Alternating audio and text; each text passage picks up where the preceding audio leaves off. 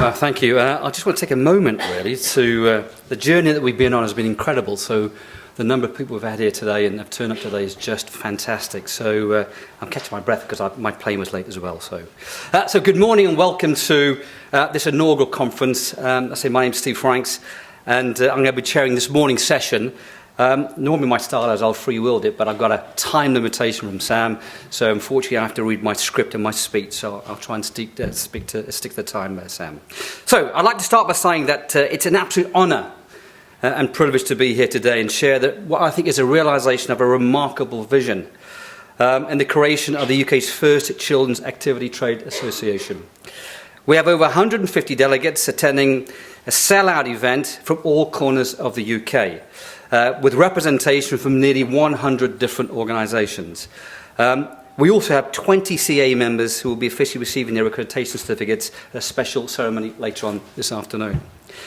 Ahead of today's conference, we launched an amazing Twitter hour on Monday, nearly achieving 180,000 Twitter impressions, reaching nearly 75,000 accounts, which is quite staggering, really. And so, the common thread that links us all together is that we're dedicated to raising standards and supporting the development of organisations working across the children's activity industry sector. Collectively, we will redefine and reshape the landscape and vision for this sector. The creation of the CAA could not come at a more opportune time or opportune moment. Childhood obesity is at an all-time high. Nearly 1/3. Just think about that, of British children aged between 12 and 15 are obese. Staggering statistic. Yet we know from multiple research papers that have been published in recent years by various government agencies and departments into childhood obesity that regular activity in early years positively impacts not only in physical health and well-being, but also provides emotional and cognitive benefits as well.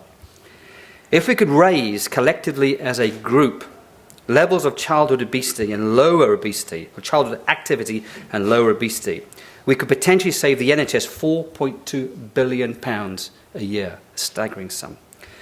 Help raise academic standards and aid well-being of millions and millions of children. Just think about that as well in terms of where we sit. Yet there remains no formal government strategy for the activity levels of 0 to 4-year-olds in this country. But what I can announce is that I will be meeting Baroness Tanni Grey-Thompson, Chair of UK Active, who's kindly agreed to meet me on the 11th of January at the House of Lords to debate this particular important subject. And she seems keen to take this on as one of her important causes. So we are making some waves already. The release of the government's childhood obesity strategy in September and Sport England's remit being broadened to include 5 to 14-year-olds certainly is a welcome development in terms of recognising the importance of this particular area that we're in. But we need to do more, much more. Everyone in this room has an interest, indeed a passion, for the health and well-being of young people. If we set children on the right path, with the right physical activity experience, we can reverse the trends of childhood obesity and inactivity. And it is an epidemic that we have in this country today. This puts the CA in a unique position.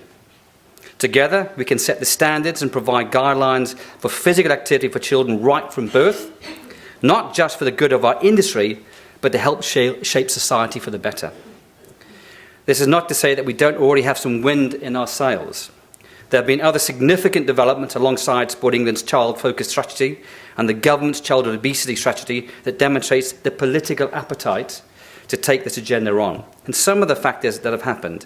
The Childcare Bill, which was a Conservative manifesto pledge, is set to provide an allocated amount of free childcare for parents of 3 to 4-year-olds. This could create opportunities for the CAA in terms of activity and sessions that we provide. Primary P and the Sport Premium will be doubled to £320 million to spend from 2017. This will be an investment from the Sugar Lever Fund. £285 million a year will also be used to give 25% of secondary schools increased opportunities to extend their school day to offer a wider range of activities for pupils, including sport and physical activity. Guidelines from the UK Chief Medical Officer that was recently produced state that physical activity should be encouraged from birth, particularly through floor-based play and water-based activities in safe environments. Children of preschool age who are capable of walking unaided should be physically active for 3 hours or more a day. Unprecedented success at the Olympics and Paralympics, level is putting sport and physical activity right in the crosshairs of the importance. And effectively, this is where the CAA, again, will sit. But we also have our challenges. Despite the evidence of the benefits of early years physical activity, it received considerably lower profile in the media and in political debate than education for school-aged children. However, the provision for the youngest children is a major policy battleground, and has resulted in one of the key political manifesto pledges of all parties. The government's focus in terms of funding, especially in recent years, tends to be geared towards children of primary school age and older. So we have a problem in that preschool sector. Physical activity, fitness data for children is not as abundant as data that exists for adults. This is an issue as government is driven by evidence-based decisions. And we're struggling in this particular area. And again, I see the CEA taking a lead in that particular area. Currently, there are 3 separate frameworks, it makes me smile just reading this really, spanning the Departments for Health and Education that support early years physical development, physical activity, health and well-being, all with differing remits, which can and do result in confused guideline delivery and absolute evaluation. So as we begin our work as a trade association, we have a strong sense of purpose and identity to take on the challenges and capitalise upon the opportunities locally, regionally and nationally. We should also positively challenge conventional and entrenched thinking, one of my big mantras, never accept mediocrity, around how the CEA, its membership and business partners can lead, direct and shape future policy thinking in our industry sector.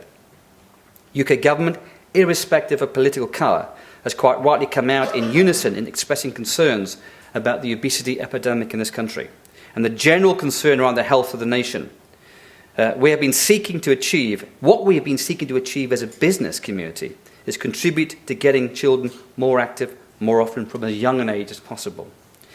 In many ways, directly and indirectly, we are most certainly leading the way. Therefore, it's with some indulgent pride that we now have the vehicle in the CAA and its membership and stakeholders to contribute to this important change agenda in a positive and sustained way that will keep the wider community and our clients much more engaged and motivated to stay physically active as families. So, I'd like you to join with me in welcoming our first guest speaker of the morning, Janie Lees-Grace. So Janie is the UK's number 1 ambassador for heart-centered businesses. She's a best-selling author, business owner, journalist, interviewer, producer, and a mum of 4. How was that possible? So welcome, Janie.